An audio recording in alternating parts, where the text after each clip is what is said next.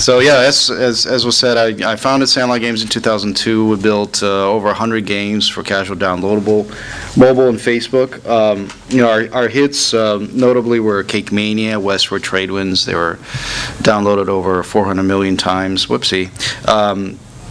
Between 2002 and 2011, when I sold the company to Digital Chocolate. Now the icons here, there's all these, Sandlot icons, and just remember this one, because it's snail mail. It's important for this talk, because this is kind of the snail mail is the granddaddy of Galactic Skater. So a little bit about UpTap. I started in 2012, about a year after the acquisition of Sandlot. We currently have 2 games in the App Store. We have Galactic Skater and Word Winner. Both are, one is a free-to-play, one is a free with a premium version. The Word Winner is free with a premium version, and Galactic Skater is pure free-to-play. And I'll be talking about Galactic Skater. We have a studio in Bothell, Washington, and in St. Petersburg, Russia, just like we did for Sandlot Games. Kind of pretty similar structure. The guys that I worked with at Sandlot are kind of the same people that I'm working with at in UpTap. Our focus has been, launch on tablet, have a really immersive, graphically rich experience. That's just where our DNA has been, being in PC development over all those years, just creating really, graphically rich games. So we wanted to really work on the tablet as the primary focus. And then, go onto the phone and always free to play. So really focus on free to play in that market. We secured about $800K in early stage funding and from Seattle Angels, and there was 2 tranches of that. And then we also have a larger game right now that's in pre-alpha that's called Brian. It's awesome. That's my opinion. So Galactic Skater was built on the Snail Mail engine. Snail Mail was a game that originally we released in 2005. It was a racing game on PC. We then built it when the iPhone came out. We built it for the iPhone, and we built it for the iPad. We're on the iPad, very close to the iPad launch title with Snail Mail. It was a premium game because back then there was really no free-to-play. So yeah, and so what we did is when I started UpTap, we kind of took that Snail Mail engine and essentially created a brand new experience around it. The design of it was very different because we had to take into consideration the fact that Snail Mail was a racing game with a predetermined track, and in the case of an endless runner, we had to think about how we wanted to arrange segments of a track that were different every time you play. It's an endless runner. So there was some different design thinking that came into building a game that's an endless runner game versus kind of a typical arcade game, level-based game. And I'll talk about how the thinking kind of went all the way around now, where we're starting to think about endless runners very similar to the way that we thought about level-based arcade games. So it was it's a boy game. You skate in space, you shoot monsters. There's a selection of tracks that you pick programmatically and randomly, sometimes programmatically depending on what track you finish and what track you start, but then a random selection of tracks they're on. And then you have new track segments and new galaxies because you're skating. You're a boy in space, skating in space. There's monsters, and there are many different galaxies in the game. And those galaxies themselves have new track segments. Those galaxies themselves have new power-ups, have new things that are unique. And that was actually kind of the draw to the game, is that you can unlock these new galaxies. They can create vastly improved and new types of gameplay within the same kind of game game genre. And we launched with a dual currency system. We had coins and rubies. This should be very familiar to anyone that's worked on free-to-play titles. We had 2 currencies. The coins you could collect in the game. We noticed quite a bit of inflation when we tried to create high-priced items that would benefit from a in-app purchase of coins. So we decided to introduce a second currency called rubies. That's purchasable by money or gifted. Yeah, for the most part, you would never see it laying around on the track. So our launch plan was a soft launch in UK, New Zealand, Australia. In 2 weeks, worldwide launch, and then we built in about $4,000 to $5,000 user acquisition bump to test metrics. That's pretty important because when you have when your traffic is very limited, you find yourself with not good data, basically, an incomplete data set. So, and especially when your data is commingled with previous versions. You can pull that out of Flurry, but then you have a couple hundred new users. That's really inconclusive. You need to get that bump, to get that data early so you know how well your game is doing. Okay, so here's the game. Well, here's a promo video of the game.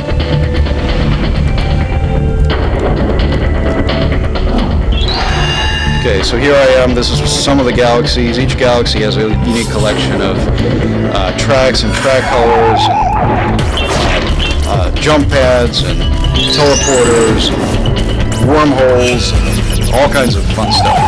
And every galaxy has its own collection of monsters as well, so there's a lot of uniqueness. It's a very fast game, which was interesting. And again, every track that you see here is procedurally generated. It's, it happens that, it's very, it links together in a way that makes it possible for you to play the game. But it has, so it has certain rules behind it. But then the tracks themselves, the selection of tracks is random. That's Galactic Skater. So this is our main game loop, and this is the endless runner game loop. You skate, and you buy a save. This is what people do. You skate, you buy a save because you want to continue your run, or at least you want them to continue the run. You complete missions, and you spend your primary currency, you spend your coins. And this is the metagame loop. You buy stuff. When you buy stuff that helps your game, you buy upgrades in the game, you buy suits, you buy boards, you upgrade the power-ups that you pick up in the game. You can change characters, you can buy new characters in the game. So those are both functional and vanity. And what we really tried to do within the game, and I thought this was a good decision, is really combine functional and vanity together so you can do things that are that you can buy something in the game that actually looks nice but will also help your gameplay. So giving kind of a dual reason for people to get it. And also you can spend your primary currency on new galaxies. And we wanted to make sure that there was no real blocker to buying new galaxies. So the primary currency, the coins, that's stuff that you can pick up in the game.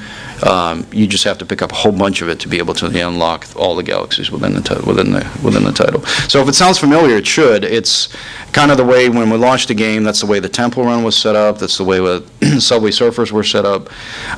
Like those games, there were very weak social hooks. There was Facebook posting of your score, and you can see how well you did versus your friends.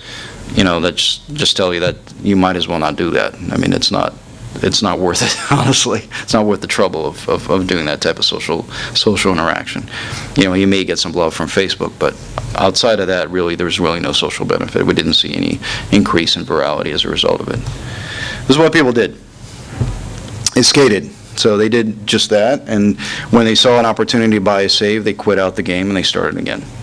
So there's really no reason for them to really explore anything else. So as a result, our monetization was about less than a penny. Our retention was okay, but people did not spend money, and when they did, really it was, they went in, and the few people that actually went to buy something went out to buy more saves. People did not buy in-game stuff, even if there is very clear reasons why that would help your gameplay. There was no real kind of impetus behind it. And that drives to kind of a greater trend, I think, in the industry that I'd like to talk about. So in version 1.1, seeing this data, we decided not to give up. And so what we realized is we really wanted to capitalize on the stuff that we felt was working, which is, people really wanted to use the saves, they just didn't want to pay for it. So at that time, Ad Colony was coming up as an option for viewing ads as a reward for the save. So we went ahead and did that. We integrated Ad Colony. We also integrated Playhaven for segmentation. in-game currency offers. So as you're playing, you're getting, we know what kind of user you are from your purchase profile. So we're able to, show you things. And one thing that you can do is you can turn off ads altogether, and get a set of, you get unlimited free saves and essentially a single IAP within the game that we introduced. As a result, we now had 3 currencies. We had coins, we had rubies, and now we had saves that we had to manage as a currency system. And we also integrated every play for play and share replays, and we felt, integrating new characters was also a good idea while we're at it.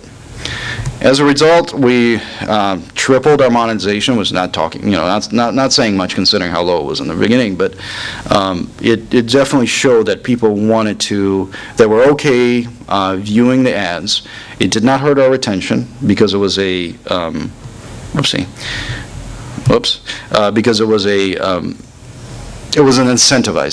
So whenever you put in a video, you have to figure out what it means to the player. When a player doesn't ask for it, that means your retention is probably going to go down, because they just don't want to see it. You're forcing something down their throat that they don't want to look at.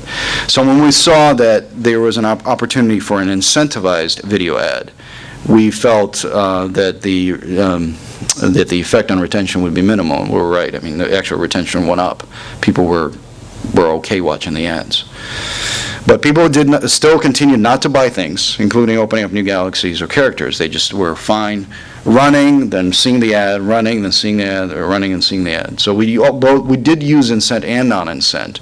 Non-incent we used for non-incentivized ads when you basically have a non-payer and they're playing for a very long time, and you finally realize they're never going to buy anything. And so then at that point, we would every once in a while show them an ad along the way. So so this increased our ARPDAU. So in version 1.2, we decided, okay, we needed to create personalization into the game. So we wanted to have the ability for a user to design their own board, take a photo from their iPhone or from their iPad and kind of include it into the design of the board. All these different board designs, we created a board designer that, you could essentially infinite possibilities. One thing that we also did, we as a casual game developing house, we assumed that we focus tested with the wrong people, right? So, who was playing this game when we realized we launched it? Well, it was boys. So we didn't focus test it with boys. We focus tested with the people that we thought were going to play the game, and there were casual players, women over 35. And men over 35. But regardless, the difficulty was much easier than it needed to be. So we increased the difficulty quite a bit. And I think we started really tweaking pricing. We included a ruby only. That was the secondary currency unlock of the most expensive galaxy. So essentially, we created a hard lock within the game. Where you had to pay at the end to unlock Messier.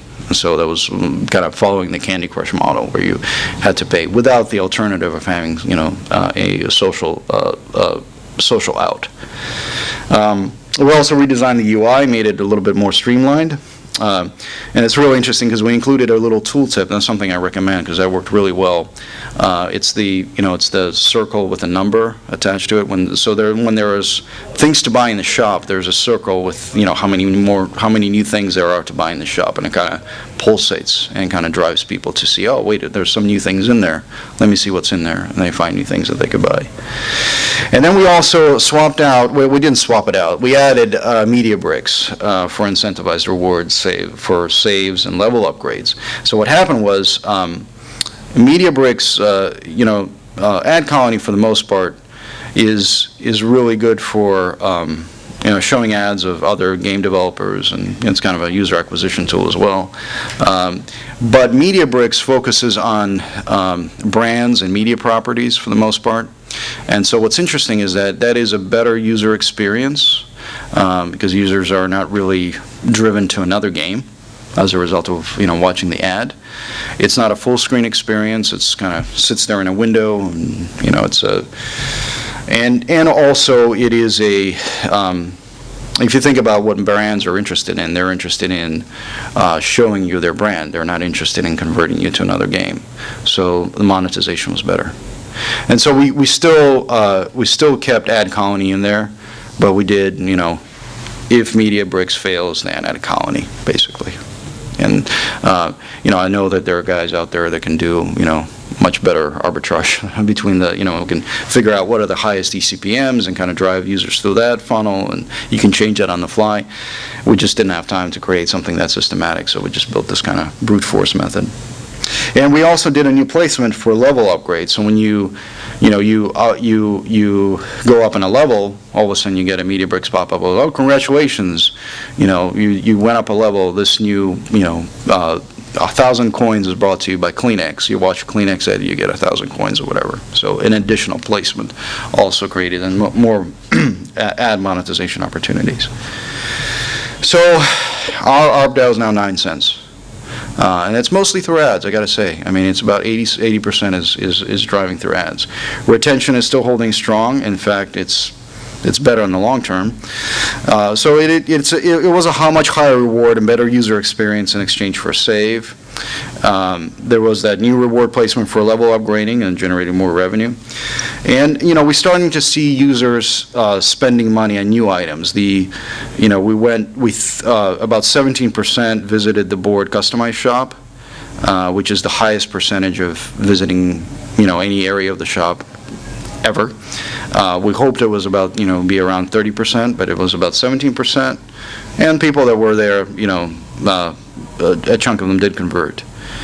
But we did realize that hard locking the last galaxy was a bad idea. We basically had all the people that were getting into the last galaxy were just not going there at all. They were just not doing the purchase.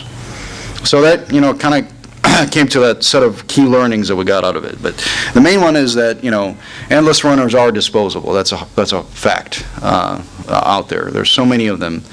All you have to do is watch a 7 or 10-year-old boy play these endless runners to see what it's like. They play a game, and when they see a hard wall of any type, when they see an ad or when they see an IAP opportunity, they quickly move on to the next endless runner. They just quit out of your application and start a new one. What that means is because the experience is the same every time you play it, there's really nothing that's captivating that keeps the user in the game for long term. Now, guys like the Subway Surfers guys and the Minion Rush guys, they fight that in a number of different ways. The Subway guys have things that happen, the special events. You have every month you have a new city that opens up. You've got all these things that happen kind of on a very time limited way. It helps retention, and to a certain extent it helps monetization when you get people to buy those things. So one of the things that we realized, we needed to go back to that kind of way of thinking about level progression that we had in snail mail. We needed to have a little bit more of a deterministic approach to level design. We wanted people to feel like, oh, I got to this place, it gets really cool over there. And I want to keep going back to this place. You don't get that with endless runners for the most part, but you're starting to see endless runners kind of migrate to that. What that means in Minion Rush, you have mini games that appear at certain areas of the game, for example. You have other locations that you can branch to, and you start running through those locations that are kind of almost like a try before you buy of those locations within the game. You have in-game goals. So all these things are really kind of the evolution of the endless runner, and they keeps people in that world and keeps people wanting to see more. Really, you want to figure out from a social perspective, as far as having social hooks, you want to have things that matter to users. And it doesn't, just the fact that I'm on top of my all my Facebook friends of this particular game is not enough. I want to race against my friends. I want to actually see them shadowed with my character, and I want to see what happens. Even though I'm not racing with them synchronously, even though if you can do that, good luck, because you have to create a really large user base. But at least do it asynchronously, so you get the sense that, wow, this is really cool, and I'm winning against my friend, and this is how I won. And oh, wait a second, look at that. He's got a really cool board. That's really interesting. I want to go into the shop and buy that board. That drives that drives a lot more people into the shopping experience and actually having the shop right there and having those items available. So, bottom line, IAP works better for content where the user has a longer-term relationship with a product. The more you have kind of persistency, the more you have a place that's a home, the better you're going to do. And we can make that work within Endless Runners by creating that level of anticipation and persistency and ability to know that something cool is coming around the corner. And just because you have more stuff in the game doesn't mean that the people are going to buy it. So, you think you're going to fix monetization by throwing more items into the store, you're not. Take it from me, you're not. If your monetization is low, that is a function of game design and possibly a mismatch on the users themselves that you're trying to target aren't the ones that are going to be buying things. And I mean, again, who are playing those Endless Runner games? It's the 7 to 12-year-old boys. They're not going to buy IAPs for the most part. So you have to figure out a way to monetize them via ads. And if you have a really solid retaining product, you can create a solid ARPDAU that way and a solid LTV. Just remember, and another runner is a tap away, and where everything is free, you essentially have this horizontal proliferation of these endless runners on a single device. And when people see something that they don't like, they just go to the next one. So, coming up, obviously, we'll have levels. Basically, we'll have more kind of a traditional level progression. You will still have endless runners, endless runner gameplay that is random, but far more deterministic. You'll have bosses at particular level boundaries. So every 2,000 or 3,000 meters, you get this cool new boss that you only get at that location, and to beat him, sometimes you have to upgrade your character. We'll have branching galaxies. So similar to Minion Rush, you'll be able to go into another galaxy and see all the cool stuff, almost like a wormhole, and then wormhole your way back into your the galaxy that you're running through. And special events, things that you can only buy that day, or things that you can only do that day, or competitions that only happen for that day. All those things are important from a long-term perspective. Okay, questions? I know I rushed through the whole thing. It's a lot to cover. Yeah, Jared, go ahead. I love the game. What were some of the metrics that you were tracking during that soft launch for New Zealand, Australia, UK? Yeah. What were those metrics that you were tracking that beyond the demo information that proved incorrect, and what were some of the metrics that proved correct during that time frame? Okay, so yeah, great question. It's Levi, did you have that same question, or is that okay? All right. So basically, we tracked retention was the most important thing. So when I realized that ARPDAU was secondary, just based on anecdotal evidence of how these games. So if your game's not retaining, or if you're not holding on to the users, there's nothing that you can do from an ARPDAU perspective that's going to fix that. You're just done. Right. If you have like 25 or 30% retention starting out with, and you're not holding on to any users by day 30, you're kind of done. So we wanted to make sure that we had that kind of solid base of retention to build on. And then the ARPDAU stuff, we realized that we're going to have to work on it. And we just didn't realize that, holy shit, that was an understatement, having to work on ARPDAU when it starts out that low. But certainly getting it from 1 cent to 9 cents without hurting retention, it took us a year, by the way, to do all that. So if you think you can get that done in a couple months, maybe you can do an update that just magically fixes everything. But for the most part, it's a lot of iteration. It's a lot of looking at data, looking at kind of almost doing a heat map of the entire game tree to figure out where people are spending their time. And this is why so much time I spent concentrating on that save loop, because I was like, people are all about that. So I just want to be able to bring that up as much as I can, and then after that start working on things on the periphery. Yep. You had the board decorator, and you said it became a more popular feature as Yes. you were adding features. One of the things that I noticed in a number of the games that I did is that if I allowed photography, like uploading a picture, that removed some of the collectability and other things. Interesting. They were snapping stuff, they were uploading stuff instead of buying stuff or collecting things in the game to do. It's like, oh, I want that, well, I'll just upload a photo. Take a picture of that, yeah. Yeah. But that was, that's actually the highest priced item, the custom, right? Oh, So it's just it is, to have yeah, those, yeah. You have to buy your way into that, so you don't get that. And that was a Ruby-only feature. So you can apply the picture to any board size, Right. but as soon as you say, I want to apply the picture, boom, Ruby. So there's that secondary premium currency. But yeah, totally, I mean, that was like with caution, proceed with caution. As well as I want to say the proceed with caution on purchase to remove ads, because what happens is that, that's almost like a nuclear option on your game. And what happens when you do that is that you can kind of say, well, kind of throw the high scores out the window. I have unlimited saves, and I kind of, got my way into it.